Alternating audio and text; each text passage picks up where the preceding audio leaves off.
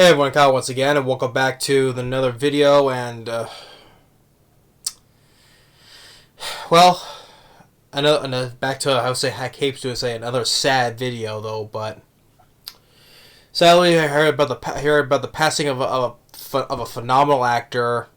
You know, an actor that I've always enjoyed growing up, and it's sad. And for what happened is like. It feels like it's kind of weird though, but I'm sure we're gonna get the full report later on though after when this video is done though. But it just seems weird and suspicious though.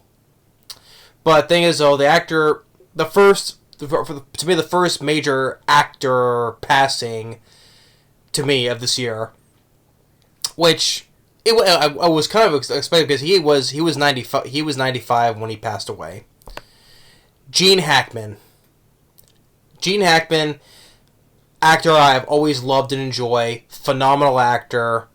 I grew up with a couple of his films that I grew up with, always enjoyed that he was such a great actor, I loved Gene Hackman.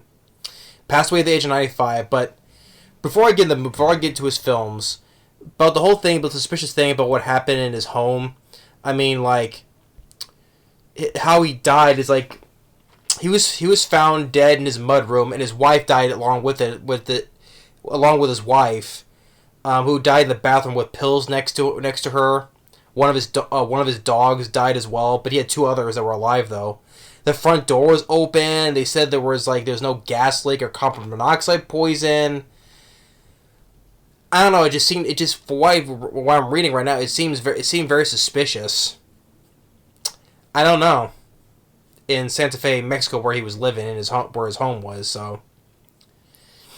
It just seems very weird and suspicious. That's what people are saying though. There was no gas leak, no carbon monoxide. It was just she was in the bathroom, he was in the mudroom. You know where a mudroom is? A mudroom is where a place you put like your dirty shoes, your coat, that spot there. And I guess they were dead for at least about a day before people found them. So. It just seemed suspicious, though. And so, regardless, though, it's sad because, like I said, I loved Gene Hackman. So he passed away at the age of 95. He was 95, though. Jeez. But, regardless of we'll get the full report later on, though, after this video's done, though, but the films, though, were great. Well, not everything. No actor does perfect movies, though, but I've enjoyed most of his movies for what I've seen. Granted, there are still some films I still haven't seen though, but for a majority of them I've seen and I've enjoyed though. Now, for one thing, I'm pretty pissed at myself though because I thought I had one of his films that I had, which I saw for a couple of times before, and it was great. I love this is one of his best films. I swore that I had it, but it turns out I didn't when I looked at my films. Uncommon Valor. That's number one I want to mention. Uncommon Valor. Great film. And I'm pissed that I don't have it, though. I swore I had it. I'm pissed myself. I gotta run out and get it now. After this. I gotta go run out and get the film. But if you haven't seen Uncommon Valor, please check it out. It's a great film. I highly recommend you check it out, Uncommon Valor. And I'll have to review that sometime as well. Great film. Loved it. One of Gene Hackman's best films. Please. I recommend it. So, that's why I had to recommend it. That's one of the films I had to say first because I'm pissed because I swore I had it. Now I have to go back and get it now. So that's one thing. Uncommon Valor. Awesome movie. So, then here I have some of the films I have right here of his. So, get to the top one. This one I've already reviewed before, based on when I was starting out on my channel, long time ago, over 10 years now. But I've enjoyed this film. It's one of my favorite disaster films, the original Poseidon Adventure, with an all-star cast, Gene Hackman. I enjoyed the film. The only problem I had with it, I just did not like what happened with his character. I didn't when he did the self-sacrifice. I hated what happened to Gene Hackman's character, Reverend Scott. I just did not like. It's like what they happened at the end. It just reminded me at the ending of Earthquake with Charlton Heston. I just did not like what happened to his character either. So yeah, I love the Poseidon Adventure. It's a classic, no doubt. But the only problem is I just didn't like what happened to with the Gene Hackman's character, you know. But I reviewed the Poseidon Adventure. Maybe I'll re-review it sometime, you know, later on. But all-star cast along with Ernest Borgnine, Shelley Winters, Roddy McDowall, Red Button, Stella Stevens, even Leslie Nielsen. You know, before he did comedy, he was the captain. A lot of great actors in this, so which I enjoy. I enjoy the film. Gene Hackman I always enjoyed. So yeah, the original Poseidon Adventure. Now, of course, one of the ones I grew up with, I just always got a laugh out. Which which is one of the times you don't see. One of the times you didn't see Gene Hackman do comedy, right? Of course, one of the things when he comes to comedy is what his little role in Mel Brooks's Young Frankenstein, where you wouldn't recognize him because he had like the long hair and the beard, right? And his character was blind. What was his name? My name is Harold. Harold, that was his character's name. When Peter Boyle as the Frankenstein monster showed up, right?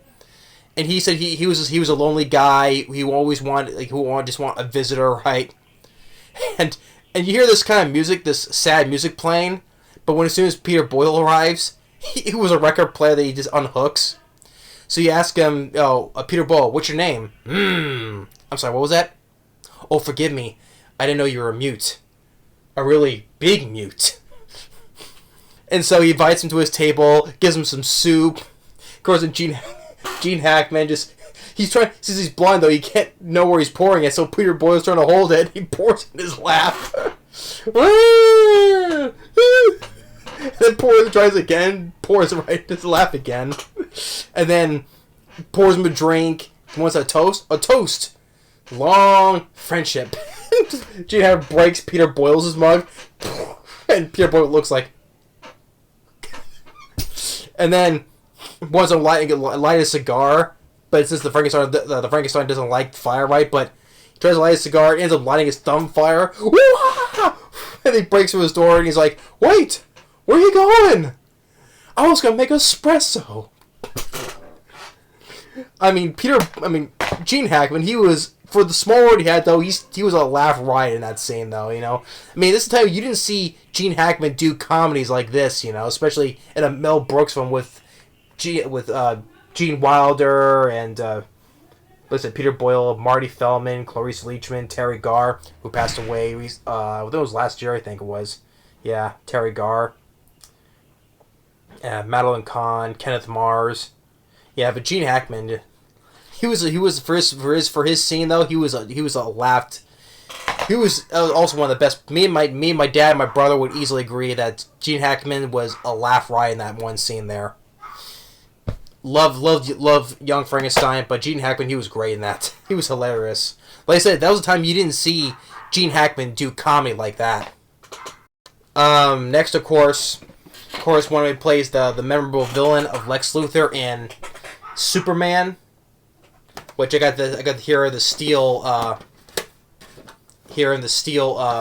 case here, which is nice. When Christopher Reeve's Superman, I don't feel like taking it out. Just keep it in here. This nice steel case here.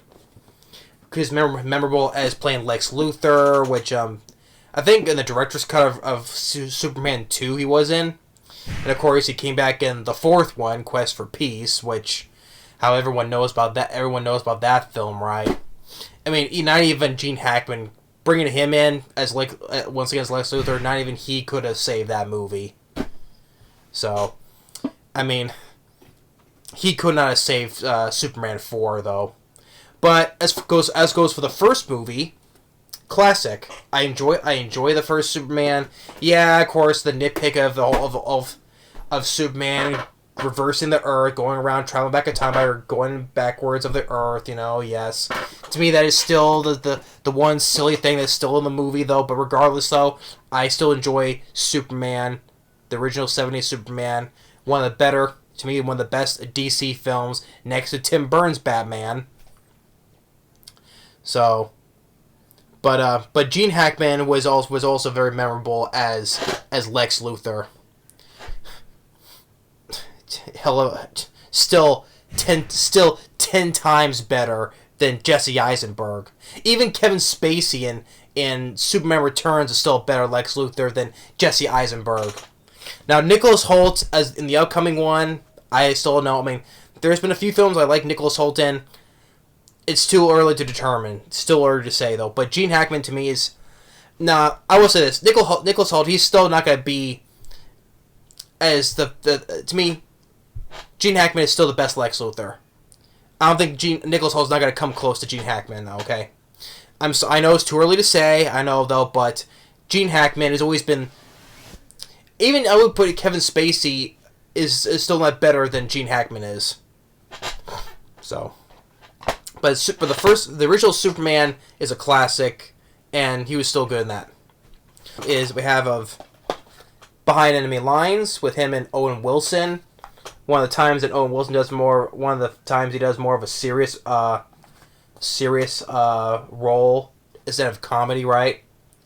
This one I did not mind, especially it's directed by John Moore, who directed the shitty Max Payne film, and then of course he directed the 5th Die Hard movie, which was shit. So I could probably say this is the best film this guy has done. But Owen Wilson was a Gene Hackman. I did not mind Behind Enemy Lines. Sorry, excuse me. Behind Enemy Lines. This one I did not mind. Next, of course, this one along 2 films that he worked with director Tony Scott. Which both films I do enjoy. First, working with... Oops. Got excited there. Knocked my computer. Crimson Tide. Him and Denzel Washington. Once again, directed by Tony Scott. And then the other one... Another one I enjoy. Enemy of the State. With him and Will Smith. Now, of course, with Enemy of the State... Now, first, I'll get with Crimson Tide. One of the good submarine films, along with The Hunt for Red October. There was other, of course. I know there was the other submarine film. That was one that Wolfgang Pearson directed. It was called Das Boot with Jürgen Prochnow. Of course, there's the other one with the one with Matthew McConaughey, Bill Paxton was a U-571. I think that Hunt for Red October and Crimson Tide. I think these are the 2 of the better submarine films. But this one I do enjoy. Of course, but then Enemy of the State, also another enjoyable one. I reviewed this one a while back. Another good all-star cast. You have Jon Voight. You have Jake Busey. You have Barry Pepper, Gabriel Byrne, a small role. Even Tom Sizemore.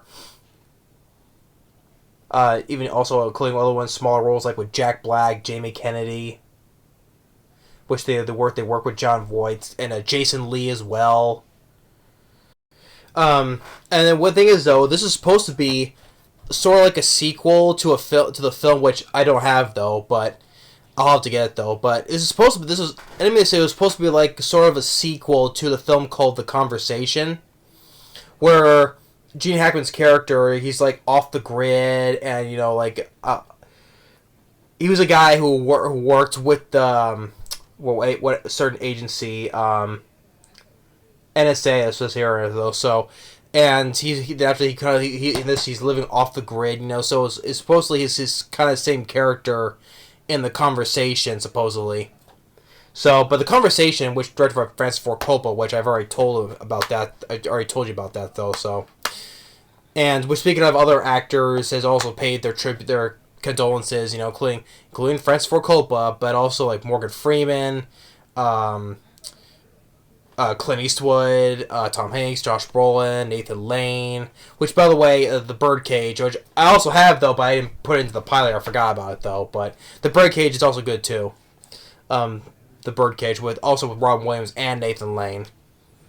A lot of actors have saying that how great Gene Hackman was. And speaking with Clint Eastwood and Morgan Freeman, which I have here, Unforgiven.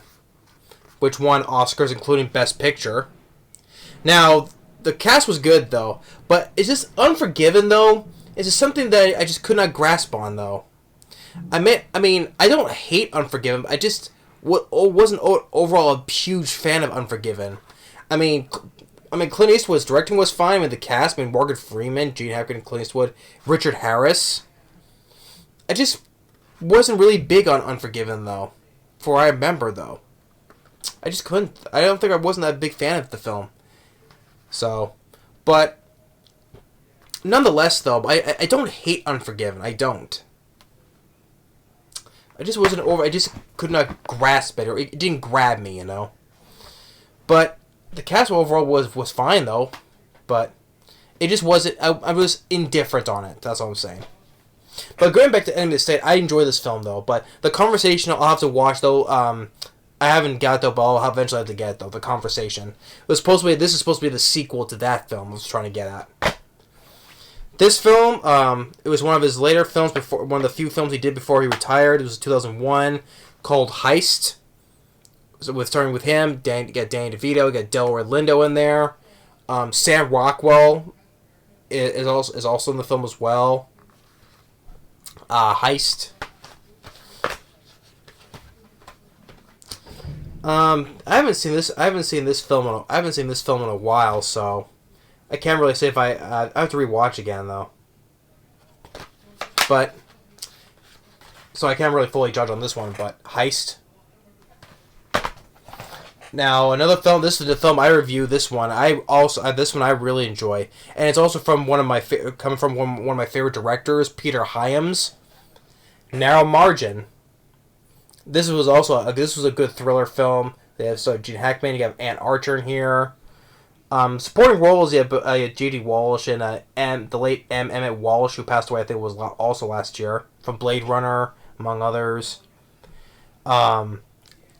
This was another good film. Like I said, from one of my favorite directors, Peter Hyams. Gene Hackman, he's a deputy district attorney. He's trying to protect Ann Archer, who witnessed a murder, and these assassins are after her, and takes place on this train in Canada. But this is a really good film. I enjoyed Narrow Margin. This is another film. This is a film that my mom also enjoys. Good film. I review this film. Narrow Margin. Good movie. Then we have here as with another Gene Hackman also working once again with Clint Eastwood, and this is a thriller film, Absolute Power. Here, it also stars and directed by Clint Eastwood. Here, Clint Eastwood he's a former jewel thief. He goes to this house to steal some take some stuff, right? And he witnesses the murder of this woman. That Gene Hackman. It turns out Gene Hackman he's the president of the United States. Gene Hackman is. And his two bodyguards or Secret Service. One of them is played by Scott Glenn. The other one is played by Dennis Haysbert. And Ed Harris is in this. He's also I think he was a cop or FBI agent, I think. But the wife was the guy who was the wife who was murdered was the wife of a guy that Clint Eastwood knew. Gene Hackman knew. And so Clint Eastwood has to do justice against one of the most powerful guy in the country, right? And so Gene Hackman plays the president in this. So, but I remember liking this film. I think this film did not do that well at the box office. I think it did gross its exact budget. I think this film cost $50 million. I think it did make $50 million in the U.S., so it did just make back its budget, I think. I don't think I remember I reviewed this film, though. I don't think I remember I did, though. But I don't mind this film, Absolute Power. And with Clint Eastwood and Gene Hackman, I think I prefer this over Unforgiven, though. So, but that's the films I have of Gene Hackman's I have here, so... But the other films, like I mentioned, that like I said, The Birdcage with Robin Williams, Nathan Lane, I enjoy. Like I said, I mentioned Uncommon Valor.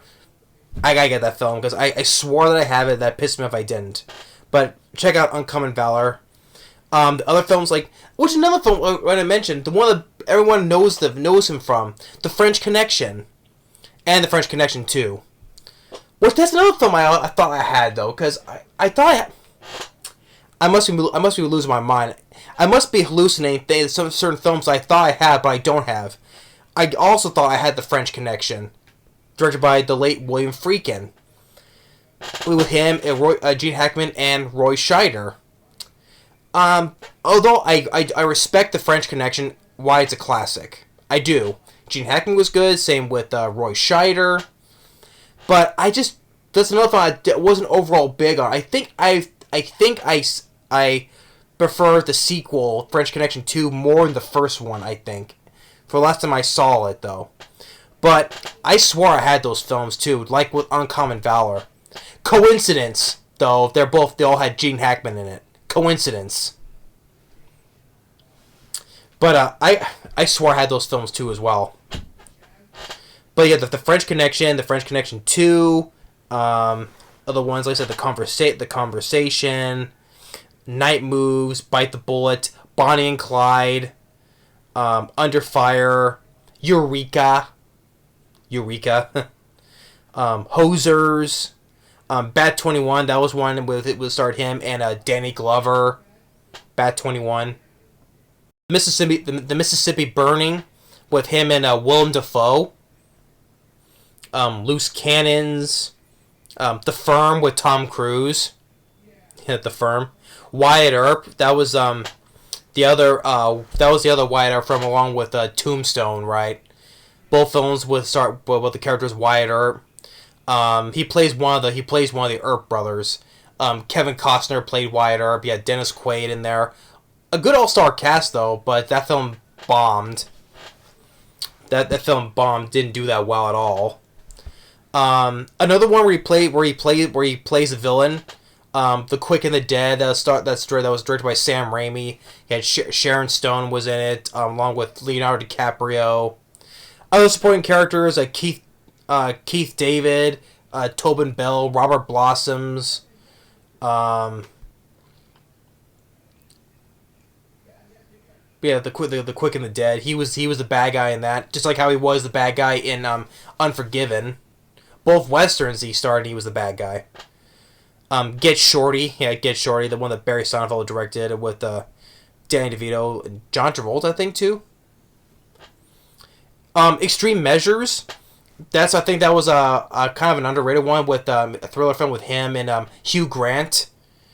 Hugh Grant, where he does more of a serious role he did before then, because he usually did comedies or dramas, so it was different for him to see him in a film like that. Extreme Measures.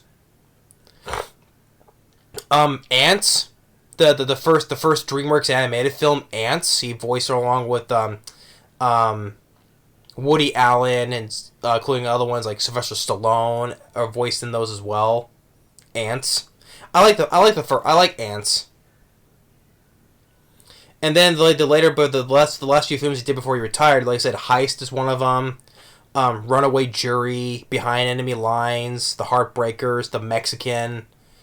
Runaway Jury, and the last film that he did before he retired was in 2004, and that was the comedy Welcome to Mooseport, the star with him and Ray Romano, and that was a box office flop too as well. So the last one we did was a flop. That usually happens for a lot of actors when it comes to their final films. Usually they're flops. Usually. Yeah, Welcome to Mooseport. I still have not seen that film though. Welcome to Mooseport, but that was 2004, and that was his last film he did before he retired. And I remember he had a cameo appearance in one of Diners, Drive-Ins, and Dives back in the days when Guy Fieri was doing that TV show, Diners, Drive-Ins, and Dives. He had a cameo in it as himself. Yeah, but the Gene Hackman, phenomenal actor. I grew. It's from like some of the most films I grew up with Gene Hackman. Loved him. This is the original Poseidon Adventure, Young Frankenstein. He was a laugh riot in that scene. Crimson Tide, Enemy of the State, Narrow Margin. The Birdcage. But Uncommon Valor, I keep on mentioning. I love that film. The French Connection 1 and 2. Unforgiven, like I said. Absolute Power. But just great actor, you know. And I usually don't do long videos of an actor passing away, long videos. But you know what? It's Gene Hackman.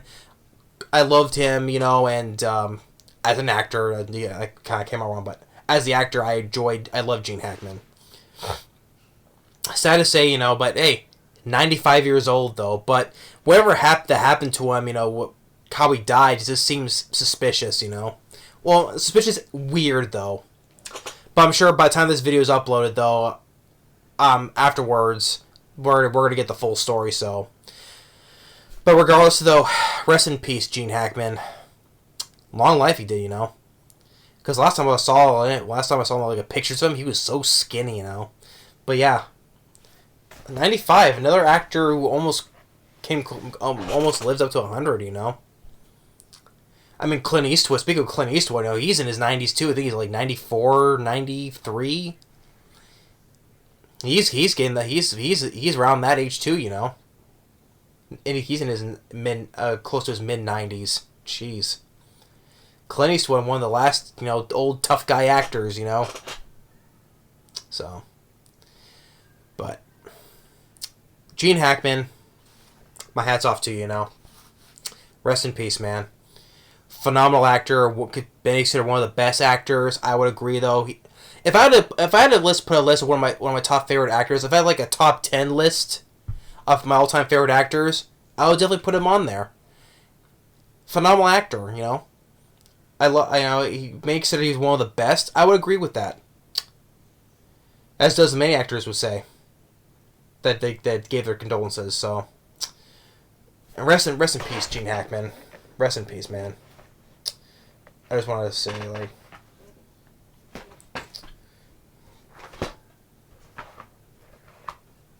trying to find a good one. What had this picture though, but yeah, this is better if I put Absolute Power, him right there. Rest in peace, Gene Hackman. Great, phenomenal actor. But like I said, I gotta get the French Connection 1 and 2 and Uncommon Valor. Because I swore I had, because I looked at my library of films like I usually do. I didn't have them. I checked the genres where they're in. I swore I had those, but I said, especially Uncommon Valor, give that film a watch. To me, it's one of his best movies he's done. Check, please. I recommend Uncommon Valor, and I'll have to review that too sometime as well when I get the DVD, which I thought I had, even including the French Connection 1 and 2. So, but thanks for watching, and stay tuned for the next video, and we'll see you next time. Later, and once again, rest in peace, Gene Hackman.